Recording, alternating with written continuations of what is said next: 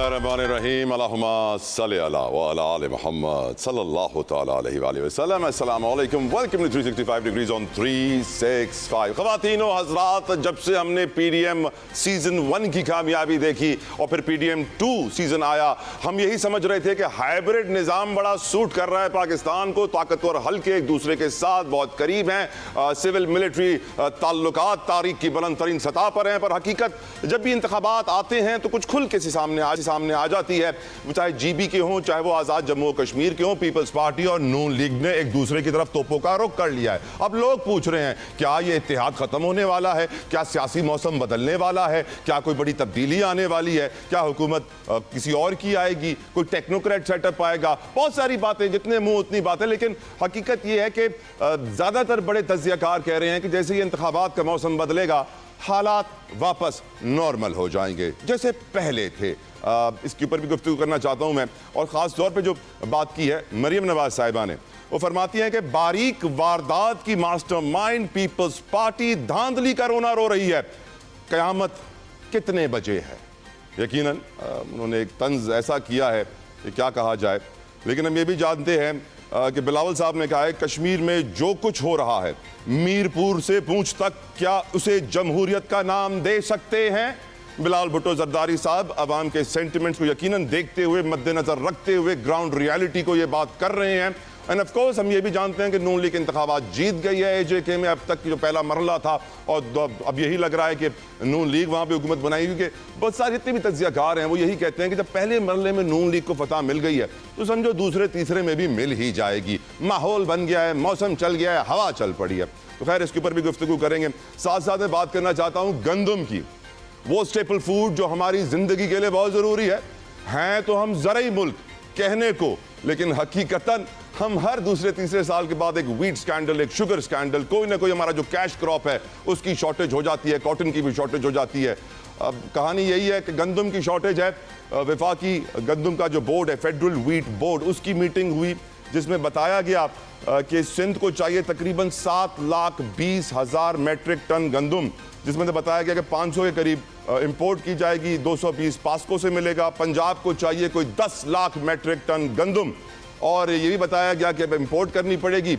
और मुल्क के माशी हालात क्योंकि बहुत अच्छे हैं तो इसीलिए सूबों से बोल दिया गया कि आप अपने अपने लेटर ऑफ क्रेडिट्स तैयार रखिएगा, अपनी अपनी बैंक गारंटीज तैयार रखिएगा, और अगर आप पेमेंट करने में नाकाम हुए तो आपके एनएफसी के शेयर से हम पैसे काट लेंगे। इससे मालूम पड़ता है हमारी माशी हालत क्या है। लेकिन इस बुरी तरीन, बदतरीन, तारीख साज, खराब हालात के बावजूद जब इस बोर्ड में, इस इजलास के अंदर ये कहा गया कि आप अगर ट्रेडिंग कॉरपोरेशन ऑफ पाकिस्तान से गंदम इंपोर्ट करेंगे तो आपको महंगी पड़ेगी, क्योंकि वो बिलावल साहब कहते हैं ना, बाबूज, ब्यूरोक्रेट्स, अल्लाह ताला पाकिस्तान को उनसे बचाए।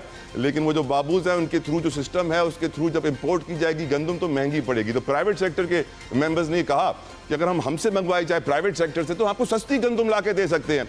लेकिन क्योंकि पाकिस्तान एक रईस मुल्क है, अकलमंद मुल्क है, जहां 8,500 खर्च करने वाले को रईस और नाम लिखने वाले को पढ़ा लिखा कहा जाता है, तो हुकूमत ने कहा नहीं, हमें सस्ती गंदम नहीं चाहिए आवाम के लिए, हमारे पास टैक्स पेयर का पैसा बहुत है, हमारे पास IMF से कर्जा लिया हुआ बहुत है, हम महंगी गंदम मंगवाएंगे सरकारी सिस्टम से, TDAP से और ये बाबू सिस्टम से। खैर अल्लाह ताला रहम करे हमारे हालात पे। इस पर ही गुफ्तगू करना चाहूँगा। पेट्रोल की कीमतें भी दोबारा बढ़ गई हैं, उस पर भी बात करना चाहूँगा। What is the way forward, क्योंकि जंग मुझे ख़त्म होती हुई नज़र नहीं आ रही। नेतन्याहू की डोनाल्ड ट्रंप से 8वीं मुलाकात हुई है ऑफिशियल, जो मैं नहीं समझता डोनाल्ड ट्रंप किसी और मुल्क के लीडरशिप से इतनी मुलाकातें करता है जितनी नेतन्याहू से करता है। और जिस तरह की फुटेजेस आई हैं कि नेतन्याहू, मार्को रूबियो और पीट हेग्सेथ पूरी अमेरिका की काबीना को जिस तरीके से बातें कह रहा है, जो फुटेजेस आई हैं सोशल मीडिया पे चल रही हैं, वाज़ेह हो गया है कि शैतान नहीं चाहता कि ये जंग ख़त्म हो। और ज़ायनिज़्म, कितने लाखों की तादाद में यहूदी अमेरिका में यहूदियों के खिलाफ एहतजाज कर रहे हैं। दुनिया इतनी ख़तरनाक हो गई है, लेकिन 2 अरब मुसलमान खामोश बैठे हैं। खैर गुफ्तगू का आगाज़ करते हैं। वेलकम करना चाहूँगा मैं पीपल्स पार्टी के रहनुमा, माहिर कानून, मोहताज नहीं है, हमेशा हमारी इज्जत में इजाफा करते हैं प्रोग्राम का हिस्सा बनके, कादिर खान मंदोखेल साहब। अस्सलाम वालेकुम व रहमतुल्लाह, बहुत शुक्रिया आपके वकील, जज़ाकल्लाह खैर। मेरे साथ मौजूद हैं अंजुम अकील, PMLN से उनके ताल्लुक़ के किसी तारुफ के मोहताज नहीं है, बहुत शुक्रिया अंजुम साहब, अस्सलाम वालेकुम, आपके वकील, जज़ाकल्लाह खैर। और अली बुखारी साहब फ्रॉम पाकिस्तान तहरीक इंसाफ भी हमारे प्रोग्राम का हिस्सा हैं। अस्सलाम वालेकुम बुखारी साहब, जज़ाकल्लाह खैर आपके वक्त के लिए। गुफ्तगू का आगाज़ मैं करना चाहूँगा मंदोखेल साहब आपसे। आपकी नज़र में ये जो सियासी नूरा कुश्ती हो रही है, ये जो मरियम नवाज साहिबा मैदान में, शर्जील इनाम मेमन मैदान में, पीपल्स पार्टी और नून लीग एक दूसरे पे जिस तरह वार कर रही है, क्या सिस्टम बदलने वाला है, सियासी माहौल बदलने वाला है AJK की जो हालात हैं उसको मद्देनजर रखते हुए बिलावल साहब ग्राउंड रियलिटी पर बात कर रहे हैं, आंखें बंद नहीं कर रहे, और नून लीग शायद अपनी कुर्सी को मद्देनजर रखते हुए आंखें बंद कर रही है। इस पूरी सिचुएशन पे आपकी राय मंदोखेल साहब? बहुत शुक्रिया तलहा जुदोई साहब। मेरे ख्याल में नून लीग के साथ नाराजगी या साथ न चलने का मुझसे ज़्यादा मैं इतना खुश हूँ, इतना तो अली बुखारी साहब और उनकी PTI के वर्कर भी खुश नहीं होंगे जितना मैं खुश हूँ, क्योंकि मैंने अपने हमेशा पार्टी के बड़ों में के दरमियान मीटिंग में, पिछले असम्बली में ये कहा है कि ये इन लोगों से जितना जल्दी जान छुड़ा सके तो ज़्यादा बेहतर है। उसकी वजह यह है कि मरहूम पीर पगाड़ा का जो एक कौल याद है सबको कि ये वो मखलूक है जब ये मजबूर होते हैं तो पाँव पड़ते हैं, मजबूरी निकल जाते हैं तो गर्दन पकड़ लेते हैं। और फिर मैं ये भी याद दिला दूँ कि मरियम बीबी ने, मैंने पिछले असम्बली में एक स्पीच किया था तो मरियम बीबी ने मेरे बड़ों से बाकायदा शिकायत की, और मेरे ख्याल में फिर उसके बाद भी सिलसिला रहा, और फिर उसके बाद मेरे ख्याल में अभी मरियम बीबी की जो असल चलो वो मैं लेडीज़ से ज़्यादा सख्त अल्फाज नहीं करूँ तो उनकी जो कारकर्दगी है या उनका जो स्टाइल है या उनकी जो सोच है, मैं औकात की बात नहीं कर रहा हूँ, वो सामने आ गई है। मुझे तो पहले से पता था कि वो लोग है कि ये बनियों की पार्टी है। ये खुद मरियम बीबी कहते हैं कि हम ब्लू आइड है, ब्लू क्या है वो जो शराफिया कहता है, अलबन ब्लू आइड बोला था उसने, ये वो है। यानी जो पार्टी जो सरबराहान खुद अपने मुंह से अपने आप को अशरफिया कहे, और यकीनन अशरफिया है, लोअर से अशरफिया बन गए, अरबों खरबों रुपए हड़प करके लंदन और दुनिया भर में जायदादें बना दिए, सोने का कारखाना बना दिए सऊदी अरब में, तो यकीनन अशरफिया में तो आ जाता है उसमें। वैसे मंदोखेल साहब एक सवाल तो यहाँ आपसे बनता है, इतने सालों से आप बैठे हुए हैं नून लीग के साथ, आज शर्जील इनाम मेमन साहब जब प्रेस कॉन्फ्रेंस करके कहते हैं ये तो धांधली की हुकूमत है, ये तो 17 सीटों की हुकूमत है, फॉर्म 47 की हुकूमत है, चोर दरवाजे से आए हैं, तो लोग पूछते हैं कि भाई आप इतना वक्त खामोश क्यों बैठे रहे, आप क्यों बोल रहे हैं, क्योंकि आपकी सीटें चली गई AJK की, क्या कहेंगे आप? जतोई साहब मुझ पर इतना ज़्यादा लोड नहीं डालो, मैं कमज़ोर सा आदमी हूँ, छोटा सा वर्कर हूँ। मैंने आपके सामने अपनी सारी जो मुद्दा था वो कह दिया है, और इवन के पिछली असम्बली में जहां PDM की हुकूमत जोर दे रहे थे वज़ीर ख़ारजा बनने के लिए बिलावल भुट्टो साहब को, मैंने मीटिंग में मुखालफत की। मैंने कहा आप प्राइम मिनिस्टर कैंडिडेट है, आपको शहबाज शरीफ साहब के अंडर काम नहीं करना चाहिए। ये मैं आप ऑन रिकॉर्ड बात बता रहा हूँ सारी चीज़ें। तो मेरी तो हमेशा इनकी मुखालफत है, क्योंकि मुझे पता है कि इनकी असल सोच क्या है। ये क्या है, ये पंजाब में खड़ी होती है तो पंजाबन बन जाती है, कश्मीर में खड़ी हो जाती है तो कश्मीरी बन जाती है, घर का नाम जो है ना वो हिंदुस्तान के किसी शहर का रखा हुआ है। तो मैं ये समझ रहा हूँ कि इनका डोमिसाइल चेक किया है, इनका शनाख्ती कार्ड चेक करे, ये है कौन लोग। ये तो सबको पता है कि ज़िया-उल-हक की पैदावार है, जनरल जिलानी की पैदावार है, और पीपल्स पार्टी ने जो 1985 में जो गैर जमाती इलेक्शन का बाइकाट किया, उसका खमियाजा इन शक्लों की सूरत में हमें भुगतना पड़ रहा है कि ये नासूर पाकिस्तान के ऊपर मुसलत हो गए। अब देखिए आज प्रेस कॉन्फ्रेंस, हम तो हमेशा कहते थे, इलेक्शन से पहले हमने बात की, आज प्रेस कॉन्फ्रेंस जो हमारे साबिक वज़ीर-ए-आज़म ने वो की है, प्रेस कॉन्फ्रेंस की है, तो उन्हें कहा कि एक इलाके में जो मीरपुर के इलाके में 99% जो है ना वोट कास्ट हुआ है। यानी ये वो इलाका है कि 5 साल से कोई बंदा मरा ही नहीं है, कोई बंदा बाहर गया ही नहीं है, कोई मुल्क से बाहर गया ही नहीं है। हालांकि मीरपुर के लोग ज़्यादातर 2-4 बंदे हर घर के बाहर होते हैं। तो ये 30 पोलिंग स्टेशन पे कब्जा करके गुंडों ने और बाकायदा बैलेट बक्स उठा के ले गए। एक हमारे कारकुन मुख्तार यूनुस को शहीद किया, 3 को जख्मी किया है, और ये सारा दिन ये सारा ड्रामे होते रहे। और ये पटवारी चीफ इलेक्शन कमिश्नर गुलाम मुस्तफ़ा मुगल जो है ना सत्तू पे के सोया हुआ था, और फिर रात में जाके 3-4 सीटें पीपल्स पार्टी की तरफ फेंके और नून लीग को 9 दिए, और कहता है बड़ी दिलेरी से और बड़ी बेशर्मी से, और ये कहता है कि इलेक्शन शफाफ व पुरअमन हुआ। मैं लानत भेजता हूँ तुम्हारे इस इलेक्शन पे, तुम्हारी शफाफियत पे, कि तुम इस तरह बेशर्मी से बात कर रहे हो।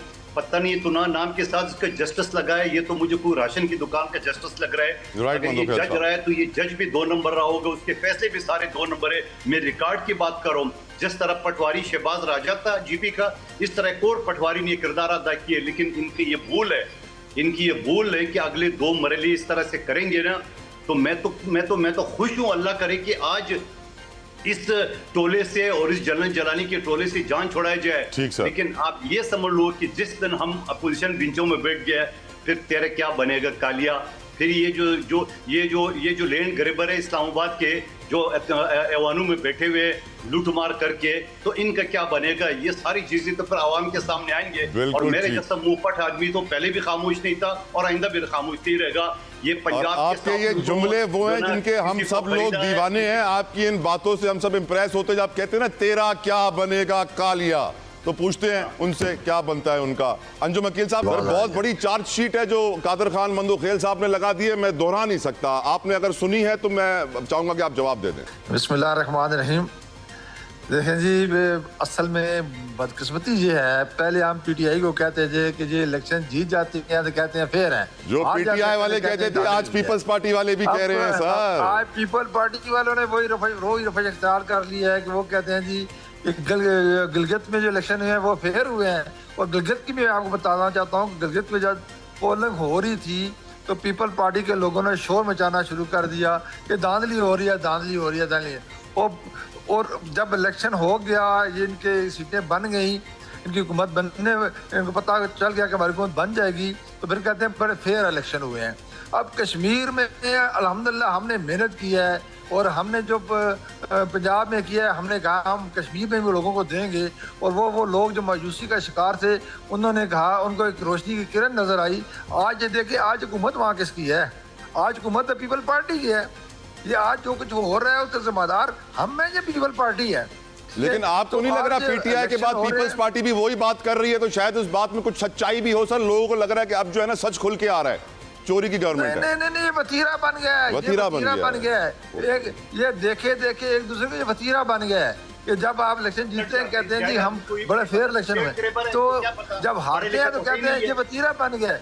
तो बड़ा दिक्कत तो है नहीं, ज्यादा आदमी तो इसको कानून पता ही नहीं है। अली बुखारी से पूछे, जब इलेक्शन शेड्यूल अनाउंस हो जाता है तो इंतजामिया की आप जैसे जेल आदमी से आप जेल और डेन ग्रेबर और जेल आदमी पता ही नहीं किसी चीज का क्या बोल रहे हो। आप कहते हैं जेल आदमी है, आपको तुम्हें कानून का नहीं पता। लैंड ग्रेबर इस्लामाबाद के लैंड ग्रेबर, या अली बुखारी से पूछे, लैंड ग्रेबर नहीं है इस्लामाबाद की जमीनें सारी इससे बेचनी है। ये लैंड ग्रेबर आप छोड़े, आपको एक गुंडे को उठा के इन्होंने एमएनए बना दिया। आप लटोरे, आप जैसे लुटेरों से मैं बात भी नहीं करना चाहता। देखें, लुटेरा तो तुम्हें जो इस्लामाबाद में तुमने सारी जमीनों पे कब्जा किया है, लैंड ग्रेबर बदमाश। आप जैसे बदमाश पीपल पार्टी, आपको नहीं पता, इस्लामाबाद के बच्चे को पता है। भाई मैं आप जैसे गंदे बंदे, आपको पता है इस्लामाबाद में आप जैसे गंदे बंदे से को इसमें चैनल में आना भी नहीं चाहिए था। बात है आप जैसे गंदे बंदे को चैनल में रखते क्यों हैं, मुझे समझ नहीं रखते। स्कॉलर हो, सुप्रीम कोर्ट का वकील हो, तेरे भाई आपको पीपल पार्टी ने निकाल दिया है, आपको पीपल पार्टी निकाल दिया, आपका हक है ये बातें करनी ना।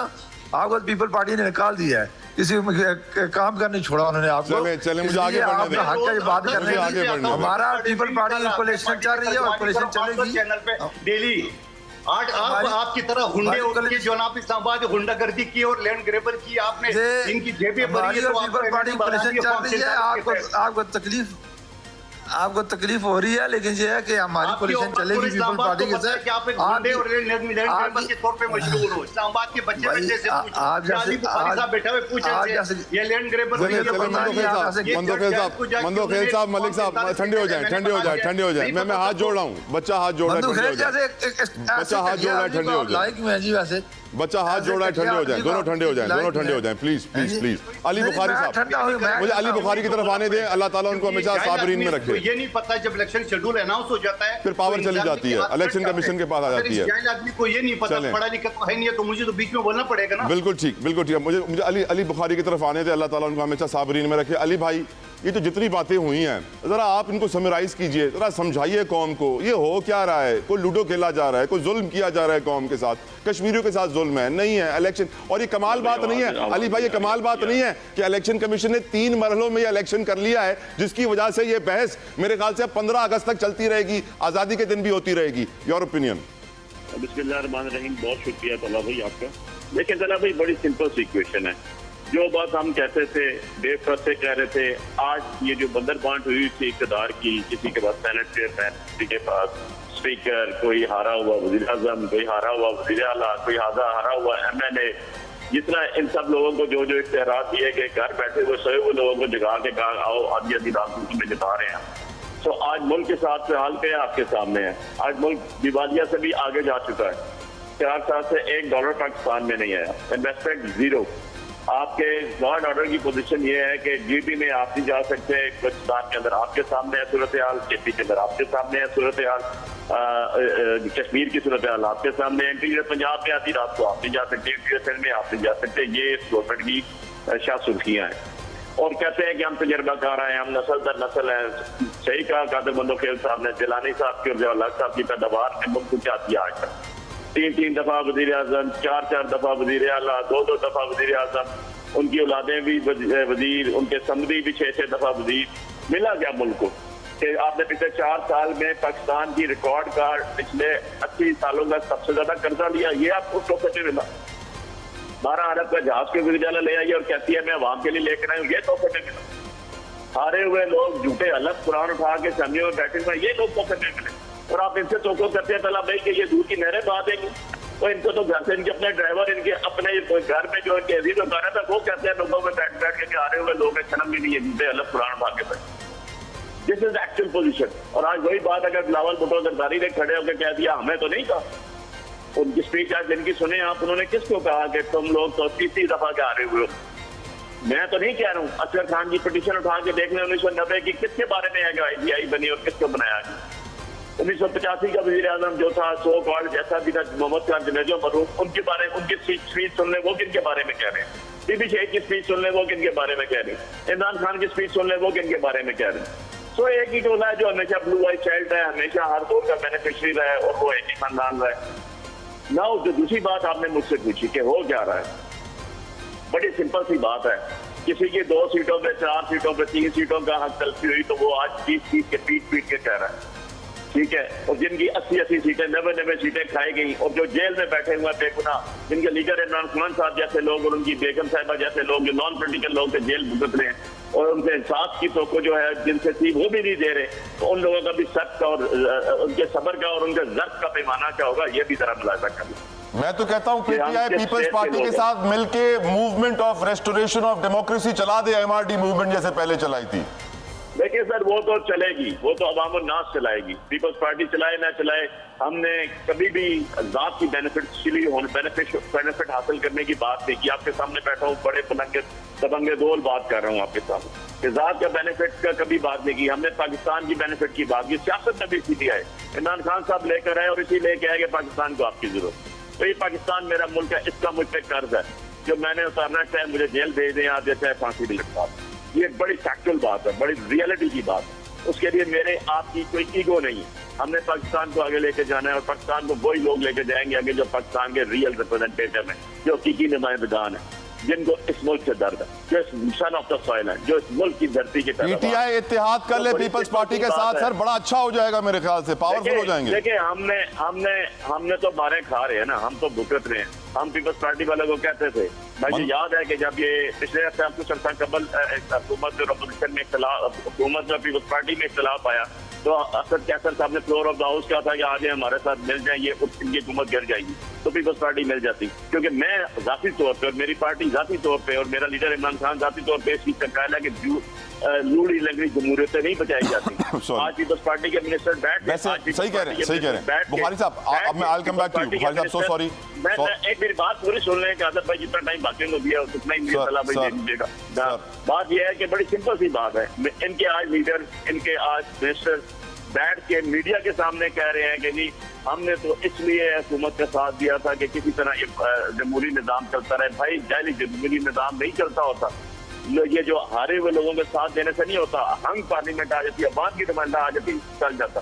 बिल्कुल लेकिन ठीक, झूठ से नहीं बिल्कुल चल सकती ठीक, पार्लियामेंट। बिल्कुल ठीक। सारे लोग बैठा के आप कहेंगे इनसे हम दूध की नहरें बहा देंगे, you have sadly you are mistaken, you आप तो हमको की दुनिया में रहते हैं भाई, राइट जो सर, ये सोच लगा के बैठे हुए। Right sir. मुझे ब्रेक पे भी जाना है, लेकिन मंदो खेल साहब जल्दी से, क्या MRD पॉसिबल है, MRD season 2?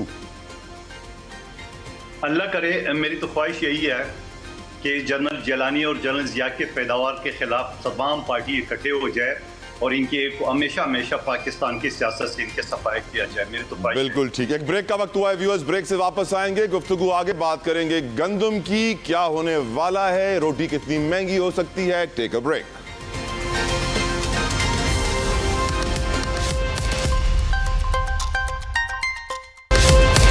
Viewers welcome back to the show. मुल्क में गंदम की शॉर्टेज है, 22 लाख टन सूबों ने डिमांड की है फेडरल व्हीट बोर्ड से कि उनके पास शॉर्टेज है, उनको ज़रूरत है। अब गंदम इंपोर्ट की जाएगी, कम से कम 1 मिलियन मेट्रिक टन, यानी 10 लाख मेट्रिक टन तो इंपोर्ट होगी, उससे ज़्यादा भी इंपोर्ट हो सकती है। लेकिन ख़वातीन हज़रात, इस पूरी खबर के अंदर बहुत सारी बातें हैं। फॉर एग्ज़ाम्पल कि वफाक ने सूबों से कहा कि आप हमें लेटर ऑफ क्रेडिट्स देंगे, बैंक गारंटीज देंगे ताकि आपके पैसे यकीनन आएँ, अगर आपके पैसे नहीं आए तो हम आपके NFC के हिस्से से काट लेंगे। मालूम पड़ता है मुआशी हालात किस कदर ख़तरनाक, तबाहकुन, बर्बाद हो चुके हैं। एट द सेम टाइम वहाँ पे प्राइवेट सेक्टर की तरफ से कहा गया कि अगर हम गंदम इंपोर्ट करते हैं तो हम आपको सस्ती ला के दे सकते हैं। आप जो अपने ट्रेडिंग कॉरपोरेशन ऑफ पाकिस्तान, जिसे हम जानते हैं कि जिसकी थ्रू इंपोर्ट की जाती है गंदम, अगर आप उसके थ्रू करेंगे तो महंगी होगी। जिस तरह बिलावल साहब कहते हैं कि वहाँ बाबू हैं, जहाँ बाबू हैं वहाँ नुकसान है, तो ब्यूरोक्रेट्स के थ्रू इंपोर्ट होगी, महंगी होगी, प्राइवेट सेक्टर के थ्रू होगी, सस्ती होगी। पिछली बार भी हमें याद है गैर मयारी यूक्रेनी इंपोर्ट कर ली थी हमने गंदम, और फिर हमें भुगतना पड़ा था, कितने अरबों का नुकसान हुआ था, और जो इंपोर्टर्स थे बड़े बड़े लोग, उनको कितने अरबों का फ़ायदा हुआ था। इसी पर गुफ्तगू करूँगा मैं, और पहले मैं इस पर बात करना चाहूँगा अंजुम अकील साहब। अंजुम साहब, ये जो गंदम का बहरान है, गरीब आदमी जो रोज़ महंगाई तले पिसा हुआ है, तबाह बर्बाद है, उसके लिए अब रोटी महंगी हो गई है, नान 25, 30, 35 होता जा रहा है। और मुझे अफसोस इस बात का है कि प्राइवेट सेक्टर कह रहे हैं हम सस्ती मंगवा के देते हैं, हुकूमत कह रही है नहीं, बाबू महंगी मंगवाएंगे, वही अच्छी होगी। आपकी राय अंजुम साहब? देखिए जी, प्राइवेट लोगों से मंगवाई जा सकती है, बाद में स्कैंडल बनते हैं जी कि ये स्कैंडल तो वैसे ही बनना है अंजुम भाई, सिफारिश कराई थी, तो ये फिर स्कैंडल बनते हैं। तो ये इसलिए हुकूमत खुद जिम्मेदार है, मंगवाएगी तो जिम्मेदार भी खुद होगी। तो इसलिए हुकूमत ने अगर ये फैसला किया है कि हम खुद मंगवाएंगे, तो उसमें बहुत सारी चीज़ों की जो है उसमें बचत भी हो सकती है। हुकूमत की जाहिर है हुकूमत अपने तौर से जब मंगवाती है तो फिर एक हुकूमती लेवल पे बातचीत होती है, तो वो उसमें हो सकता है कि लोगों को मैक्सिमम रिलीफ मिले। असल बात यह है कि मुल्क में खुद पाकिस्तान ज़री मुल्क है, और यहाँ पर जो पानी का मसला है वो बदरीना मसला है। आपको पता है कि जब भी अब हिंदुस्तान को देखें तो कितने तेज़ी से डैम बना रहे हैं, और हम जब भी कोई डैम शुरू करते हैं तो कोई उसमें इन सर डैम की बात ना किया करें सर। मुझे नीलम झेलम याद आ जाता है, 500 अरब रुपए डूब गए उसके अंदर नीलम झेलम में, डिजाइन ही गलत बना दिया। अब उसको सही करने के लिए मजीद 500 अरब चाहिए होंगे। डैम तो उस वक्त बनाएंगे ना जब हमें डैम बनाना आएगा। बहरहाल ये है जी, कोशिश करेंगे तो बनेगा ना जी, कोशिश करेंगे तो कामयाबी होंगी। लेकिन असल में जो नीयत जो है नीयत ये है कि लोगों को रिलीफ मिले। और मुल्क में जब डैम बनते हैं तो बिजली भी सस्ती होती है, जब डैम बनते हैं तो ज़राअत भी तरक्की करती है। तो ये सारी चीज़ें मेरे ख्याल में कंसेंसस नहीं पैदा हो रहे कि मुल्क को कैसे आगे लेकर जाना है। कंसेंसस की ज़रूरत है। और 18 अमेंडमेंट के बाद बहुत सारे इख्तियारात सूबों के पास चले गए हैं। बहुत अच्छा आपने जुमला अदा किया, बहुत अच्छा जुमला अदा किया आपने। मैं चाहूंगा कि इसी जुमले को आगे लेके बढ़ूं। कंसेंसस नहीं पैदा हो रहा कि मुल्क को आगे लेकर कैसे चलना है। अली बुखारी साहब, आप ज़राअत से जुड़े हुए भी हैं, किसानों से भी करीब हैं। आपकी नज़र में गंदम क्यों सरकारी खातों से महंगी मंगवाई जाती है, प्राइवेट से सस्ती नहीं मंगवाई जाती? और आपकी नज़र में गंदम का स्कैंडल अब कितने अरबों का होने वाला है? अल्लाह भाई, बहुत अफसोस की बात है जी। मैं कहता हूँ डूब मरने का मुकाम है अगर थोड़ी सी भी इंसान के अंदर गैरत हो। बात सिंपल सी है, हम अपने आप को ज़रूरी मुल्क कहते हैं और कहते हैं हमारी 70% इकॉनमी जो है वो बेस्ड है ज़राअत के ऊपर। किस ज़राअत के ऊपर हम बेस कर रहे हैं? चीनी हमारी नहीं होती, शॉर्टेज होती है, अपनी बेचते हैं, बाहर से मंगाते हैं। गंदम हम बाहर से मंगवाते हैं, दालें हमारी बाहर से आती हैं, घी हमारा बाहर से आता है। भाई कौन से ज़राअत के मुल्क हुआ? हर जगह ज़राअत के ऊपर बातें भी हो रही हैं। हाँ, हम सोसाइटियों वाले मुल्क हैं, सोसाइटियां बना दें जरी जमीनों पर, ये काम कर सकते हैं। ये फैक्चुअल पोजीशन आपको बता रहा हूँ। आज दिल के खून क्या आंसू होता है दिल जब ऐसी बातें सुनते हैं। तो ये किसी आप अनपढ़ बंदे को बता देना, जो आम आड़ती होता है, जो आपके कराची गला मंडी में बैठा होगा, पिंडी गला मंडी में बैठा होगा, वो भी आपको साफ करके बता देगा। ये कोई रॉकेट साइंस नहीं है इसके अंदर। इसमें बाबुओं की जरूरत नहीं है। हाँ, जितने बाबू आएंगे उतने कमीशन ज्यादा आएंगे, उतने किकबैक ज्यादा आएंगे, उतने पेपर वर्क ज्यादा होगा। इशू बड़ा सिंपल है कि आपके पंजाब गवर्नमेंट का बहुत बड़ा फेलियर है। सबसे बड़ा पार्ट जो है पाकिस्तान के क्रॉप्स का जो है या गंदम का जो है वो पंजाब के अंदर होता है। आपने खानदान तबाह कर दिए किसके, जितने भी क्या आपके किसान थे वहां पे। आपने लास्ट ईयर भी जो रेट दिया वो आपने 2300 रुपया रेट किया, 25-3500 रुपया एकड़ खर्चा आ रहा है उससे। यार आपका ट्रैक्टर चलता है, हल चलता है, उसके ऊपर आप यूरिया यूज करते हैं सारी जगह। एस्टिमेट लगाए तो 1 एकड़ जिसको 1 किला कहते हैं पंजाब के अंदर, चला भाई वो 33-34 रुपया कॉस्ट आता है। और आपने जनाब 2300 रुपया रेट ली, और आपने जो मतलब क्या क्या चीजें आपको बताऊं, जो केयर टेकर गवर्नमेंट ने मंगाई थी उस टाइम भी 4500 रुपया की मंगाई थी उन्होंने। अपने लोगों को उन्होंने 2800 रुपया भी नहीं दिया था रेट। तो कहने का मतलब ये है, आपका स्टॉकेज का क्या सिस्टम है, आपका रिजर्वेशन का क्या, रिजर्वायर का क्या सिस्टम है। आपने लोगों ने इस तरह पाकिस्तान के अंदर 15 to 20% if I am not wrong with subject to confirmation गंदम कम लगाई है। तो लोग क्यों लगाएंगे उसके अंदर, जब लोगों को क्रॉप जो इतनी लगाई है जितनी अपनी खुराक होगी जानवरों के लिए निकल गया और उनका भूसा वगैरह और दैट्स इट। तो आपके मुल्क की पैदावार भी कम हो, आपके मुल्क जो है बीज सही नहीं दे सकता। जो बीज 10-10 साल से दूसरे मुल्कों में डिस्कार्ड हो चुके हैं, तो जो आपके हमसाये मुल्क में 1 एकड़ से वो 64-65 मन अगर गंदम ले रहे हैं, आप आज उसी अली भाई हद तो ये है, अली भाई हद तो ये है, आधा फर्क है आपसे। हद तो ये है कि विफाक सूबों से कह रहा है कि मैं आपकी बात पे भरोसा नहीं करूंगा, मुझे लेटर ऑफ क्रेडिट दो, लिख कर दो कि तुम पैसे दोगे, नहीं तो मैं एनएफसी के हिस्से से काट लूंगा। हद तो ये नहीं है सर। अजीब व गरीब सी सूरत हाल में हम फंस गए हैं तला भाई।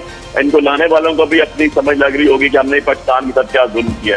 इशू ये है कि ये जो बैठे हुए हैं इन लोगों का तो कोई, मुझे तो लगता ही नहीं इनके पास कोई वे ऑफ राइट होगा। आप गाड़ी चलाते हैं तो आप किसी रोड पे चढ़ते हैं, आपकी डेस्टिनेशन होती है कि मैंने फलां मुकाम पे पहुंचना है। आपने कॉल मिलाई तो आपने कहा यार मैंने अली बुखारी को लेना है प्रोग्राम में, उससे बात करवानी है, उनसे पूछना है, उनकी राय लेनी है पार्टी के मौके से। इस हुकूमत जो बैठी है सो कॉल्ड जैलों की हुकूमत, इस हालत वाली जानत पता हुकूमत जो है, इसकी डेस्टिनेशन क्या मुझे ये तो बता दें। ठीक सर, ठीक सर, ठीक सर। मंदोखेल साहब की तरफ बढ़ूं मैं सर। की बात कर ले, आप एजुकेशन की बात कर ले, आप हेल्थ की बात कर ले, मुझे कोई चीज तो दिखा दे। 4 साल हो गए यार, 4 साल गुजर चुके हैं आपके पाकिस्तान। मैं बात कर रहा हूँ सर, 70-80 साल हो गए पाकिस्तान को बने हुए, लेकिन हम अभी तक वहीं क्यों खड़े हैं। मंदोखेल साहब, आपकी राय, गंदम पे क्यों खेल खेला जा रहा है, क्यों एतमाद का फुकदान विफाक सूबों के दरमियान, क्यों प्राइवेट सेक्टर पे हुकूमत को भरोसा नहीं, वो सस्ती मंगवा रहे हैं, कह रहे हैं नहीं हम बाबुओं से महंगी मंगवाएंगे। आपकी नज़र में जो बात अंजुम साहब ने कही कि हमें कंसेंसस क्रिएट करना होगा मुल्क को आगे लेकर चलने के लिए, आपकी राय सर? देखिए, कंसेंसस क्रिएट करने के लिए तो हम इसके साथ दे रहे थे जिससे अली बुखारी साहब उनकी पार्टी हम पर एतराज़ कर रहे हैं। हम तो चाहते हैं कि हेल्प हो, हम तो चाह रहे हैं ये सिस्टम मुझे किसी डिक्टेटर के हाथ फिर ये हुकूमत ना चला जाए। हम तो चाहते हैं, हर तरफ से हम तनकीद भी बर्दाश्त कर रहे हैं मुखालफिन की, अपोजिशन की, और उसके बावजूद हमने ये बनियों की हुकूमत को जनाजे को हमने कंधा दिया हुआ है, हम तो पता है। लेकिन क्या जतोई साहब आप भूल गए कि 45 लाख टन गंदम जब पंजाब से चोरी हो गए, ख़त्म हो गए, उसका क्या हुआ? नंबर 1 बात। और 10 लाख टन गंदम जब इम्पोर्ट कर रहे ज़री पाकिस्तान, उसके ऊपर 1 खरब से ज़्यादा पैसे खर्च आ रहे हैं, और 1 खरब रुपए नहीं, ये डॉलरों में जो ना हमें कन्वर्ट करके उनको देना पड़ेगा, तो कितने डॉलर जाएंगे, ये एक चीज़ है। दूसरी बात ये है कि मैं यही कहूँगा कि सुतर पंजाब में गंदे हुक्मरान जब बैठेंगे तो ज़रूरी मुल्क का यही सत्यानाश करेंगे। इंडस्ट्री तो ख़त्म हो गई है, ये 300 फैक्ट्री बंद हो चुकी है, ये मिल स्टेशन का ये कहना है, और आपके सारे जो ना आपने बागात के अंदर जो फैक्ट्री बना ली है वो भी बंद हो गए। तो ज़रा तो आपने एक किस्म का ख़त्म कर दिए, और फिर आप मनपसंद दोस्तों को जो कारोबारी लोग है बनिया है उनको आप कोड़ियों के दाम जहाज़ देंगे, कोड़ियों के दाम फैक्ट्रियाँ देंगे, हुकूमती असासे देंगे, और उसके बाद आप कहेंगे रोने के लिए गंदम। 18वीं तरमीम का अगर फ़ायदा हुआ है तो सबसे ज़्यादा पंजाब को हुआ है, इस वजह से कि पंजाब में एनएफसी अवार्ड के ज़रिए उनको 24% जा रहा है। 70% जो रेवेन्यू कमा रहा है पाकिस्तान को दे रहे, वो सिंध दे रहा है। और फिर उसमें 57% जो NFC अवार्ड के जरिए सुबुक को मिल रहा है, उसमें 24% जो है पंजाब को मिल रहा है। आप मुझे बताओ 17 मोटरवे पंजाब में बन गए और अब मियाँ साहब 22,000 कर दिए, मैं मानसरा से मोटरवे बनाऊंगा, लेकिन इनको ये ख्याल नहीं है कि जिस सूबे से 70% रेवेन्यू हमारे पास आ रहा है उनको तो हम एक मोटरवे नहीं दे सके पिछले कितना अरसे से, और इस साल भी 30 अरब दिए चुके, नहीं बन सकेगा। फिर बलूचिस्तान जहां मादनियात के ऊपर आपकी नजर है वहां मोटरवे तो ख्वाब बन गया है। एक खूनी रोड, डबल रोड भी 4 वज़ीर-ए-आज़मों ने इफ्तिताह किया और 2 दिन पहले शहबाज शरीफ साहब ने बोला 2 साल और लगेंगे। आपको याद होगा जब पेट्रोल की मद में पैसे कम नहीं किए तो 300 अरब मैंने बलूचिस्तान गरीब है, फकीर है, उनको देना है। जी। यानी आप खुद जो सेंट्रल पंजाब में या आप लाहौर पे आप अरबों खरबों पे खर्च कर रहे हो, आप बाकी पाकिस्तान को पाकिस्तान नहीं समझ रहे, और फिर इस तरह अपने कारोबारी लोगों को किसी से गंदम इम्पोर्ट कराएंगे, किसी से एक्सपोर्ट कराएंगे, किसी से चीनी इम्पोर्ट कराएंगे, किसी चीनी एक्सपोर्ट करेंगे। ये तो बनियों का खेल तो है ना, ये इसमें तो आपको रोना किस बात का? रोना तो इस बात को तो नहीं होना चाहिए। आइन का आर्टिकल 151 ये कहते हैं, जाहिल लोग भी सुन ले अगर उनको कानून नहीं पता, 151 ये कहते हैं कि कोई सूबा कदगन किसी सूबे के ऊपर नहीं लगा से माल की तरसील में। पिछले दिनों में डॉन न्यूज़ पे एक हेडलाइन मैंने देखा था, पंजाब से गंदम स्मगल करते हुए सिंध ले जाते हुए गाड़ियां पकड़ी गई। और ये बाबा तो सिंध ये ईरान का हिस्सा है या अफगानिस्तान का हिस्सा है, किसका हिस्सा है? और जिस दिन सिंध ने कराची से कंटेनर जाते हुए सक्कर पे रोक लिए कि पंजाब जाते हुए कंटेनर पकड़े गए, तो फिर क्या होगा? फिर जब बलूचिस्तान वाले मादनियात के ऊपर पाँव रखेंगे फिर क्या होगा? पुख्तनख्वा वाले जब बिजली मना करेंगे, जो 1 रुपए में आप खरीद रहे हो 50 रुपए में उनको वापस दे रहे हो, उन्हें इनकार करे, फिर क्या होगा? जात पंजाबी जात के नारे खुदा का वास्ता बंद कर दे, पाकिस्तानी बने। अभी तक आप पाकिस्तानी नहीं बने, कभी कश्मीरी बनते हैं, कभी वो बनते हैं हिंदुस्तान का शहर कौन से जिसका नाम उन्होंने वो रखा हुआ है, और फिर कभी पंजाबी बनते हैं। खुदा का वास्ता पाकिस्तानी बने तो आपको इज्जत भी मिलेंगे, काम मिलेंगे, और फॉर्म 47 की आपको जरूरत नहीं पड़ेंगे। जेन्युइन तरीके से आप हुक्मरान बनेंगे। मैं नारा लगाता हूँ, मैं आपके लिए नारा लगाता हूँ अपने प्लेटफॉर्म से, जाग पाकिस्तानी जाग। एक ब्रेक लेने का वक्त आ गया है, लेकिन बड़ा अच्छा पैगाम मंदोखेल साहब का। ब्रेक लीजिए, will be right back.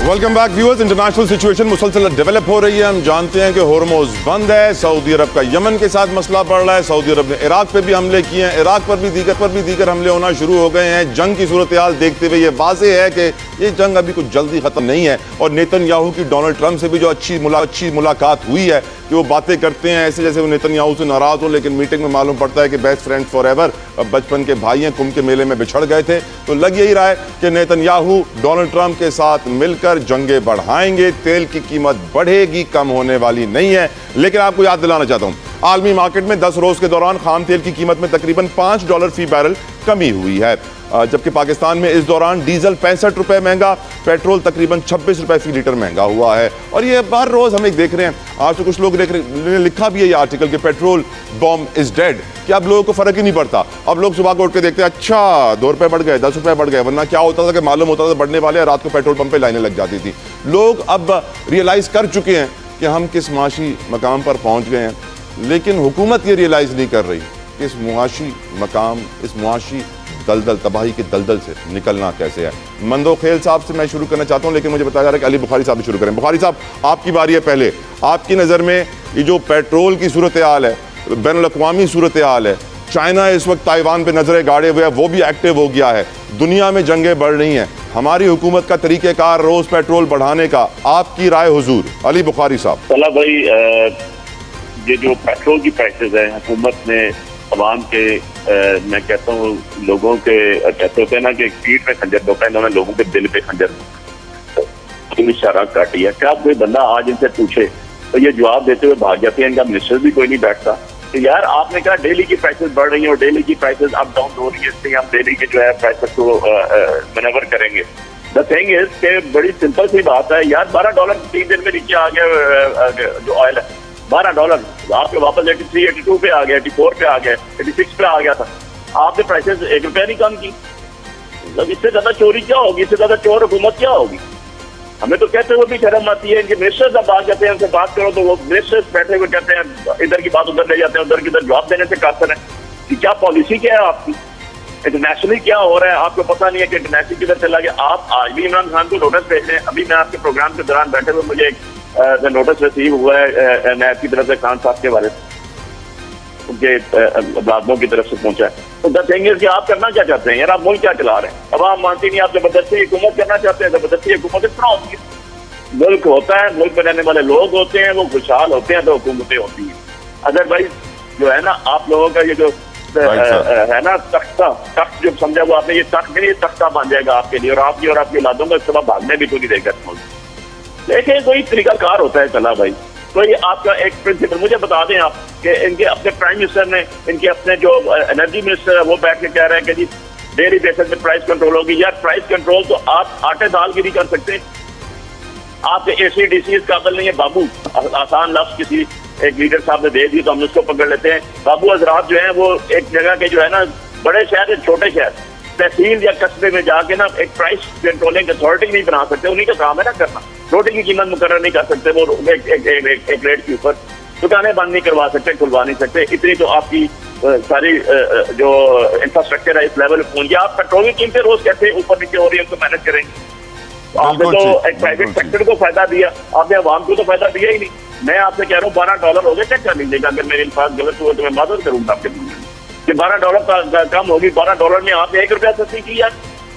Ali भाई मैं आपको याद दिलाऊं कि जब ये रोजाना की कीमतों का तयन किया जा रहा था तो ये भी कहा गया था कि जो इजाफी पैसा जमा होगा इस जरिए से वो हम एक मैनेजमेंट फंड बनाएंगे कि जो सपोर्ट करेगा हमें बुरे हालात में। मैं हैरान हुआ कि अवाम का खून निकल गया है और वो एक्स्ट्रा पैसे लेके बता रहे हैं कि हम एक एक्स्ट्रा फंड बना रहे हैं अपनी सपोर्ट के लिए। It's unbelievable, it's unbelievable. और मोर ऑफ इट, देखिए आपने बाकी मुल्कों की बात की, आपने ईरान जंग लड़ना है 40 साल से उसके ऊपर सैंक्शंस है यार, अपने अवाम उसके साथ खड़ी हुई है क्योंकि अवाम को सपोर्ट कर रहे हैं। वो सर 50 साल से उस पे सैंक्शंस हैं पर वो पाकिस्तान से ज्यादा तरक्की कर गया है सर। उसकी मेट्रो ट्रेन, उसका इंफ्रास्ट्रक्चर, उसके बिजली घर, उसकी रिफाइनरी देखे तो सही। हमारे यहाँ कहाँ है इस तरक्की? उनकी तालीम उनकी सेहत। मुझे इजाजत दे मैं आगे बढ़ूं। अली भाई आई एम सॉरी वक्त की कमी है। अंजुम अकील साहब, ये पेट्रोल प्राइसिंग फॉर्मूला हुकूमत के लिए मुश्किलात का बायस बनेगा? आपको जो पीछे अली भाई ने कहा है जी कि ये जेलों की हुकूमत है, ये वो उन्हें पूछे 18 से 22 तक जो बाबुओं को हुकूमत थी उन्होंने मुल्क के लिए क्या किया? पहला तो ये क्वेश्चन है। मुल्क को इंतहाई तौर पर दुनिया में आपने तनाव कर दिया और हमारे दुनिया दोस्त हमसे नाराज हो गए और फिर मुल्क के अंदर जो तरक्की की वो कुछ बताएं क्या किया है। 4 साल वहाँ में हुकूमत की है, 30 टनोर ने KPK में वहाँ के तरक्की की है। बातें बाहर बैठ के करें, जब मौका मिला उस वक्त आपने क्या किया। इसी तरह जो दूसरी बात है कि गंदम की आप दूसरी आपने जो बात की है गंदम की, तो सिंध वाले जो है वो कहे ना जी कि हम वो जरी मुल्क है, वो कहे ना जी हम गंदम नहीं लेते, वो अपनी गंदम खुद पैदा कर लें। ये क्या देना, जब वो नहीं लेंगे तो हम कम मंगवाएंगे, पंजाब के लिए मंगवाएंगे। तो हम तो जो आज तेल की बातें कर रहे हैं, तेल में रोजाना की बेस पे कीमतें तय हुई हैं और अभी जो तेल कम हुआ है, कीमतें कम हुए हैं, तो जाहिर है जिस तरह इंपोर्ट हो रही है उसी तरह करना है ना। आप देखेंगे अगर हालात बेहतर होते हैं, अगर हालात खराब हो रहे हैं, सर तेल रोज इंपोर्ट नहीं होता, तेल रोज इंपोर्ट नहीं होता सर, तेल रोज इंपोर्ट नहीं होता। रोज पैसे क्यों बढ़ रहे हैं? नहीं रोज नहीं, मार्केट में जिस तरह जाता है पूरी दुनिया में असर हो रहा है ना जी, सिर्फ पाकिस्तान में तो नहीं हो रहा। आप पाकिस्तान का मुआवजा करें, बाकी मालिक से, हमसाया मालिक से करें, बांग्लादेश से करें, इंडिया से करें, ईरान से करें। ये क्यों नहीं बोलते ईरान से करें? ईरान से भी तो करें ना सर, वहां तो जंग हो रही है। स्टेशन नहीं, ईरान से क्यों करें? क्योंकि ईरान ने अमेरिका की गुलामी कबूल नहीं की सर, हमने कर ली है, मुझे आगे बढ़ना होगा। ईरान ने गुलामी कबूल नहीं की और हमसे कई गुना ज्यादा तरक्की कर ली। हमने गुलामी कबूल की, हम तरक्की ना कर सके। बहुत बहुत शुक्रिया कादर खान मंदोखेल साहब, बहुत बहुत शुक्रिया अली बुखारी साहब, बहुत बहुत शुक्रिया अंजुम अकील साहब। व्यूअर्स प्रोग्राम का वक्त तमाम होता है। अपना फीडबैक सोशल मीडिया में मुझे जरूर अपना ख्याल रखिएगा। I will see you tomorrow. Until then अल्लाह हाफिज।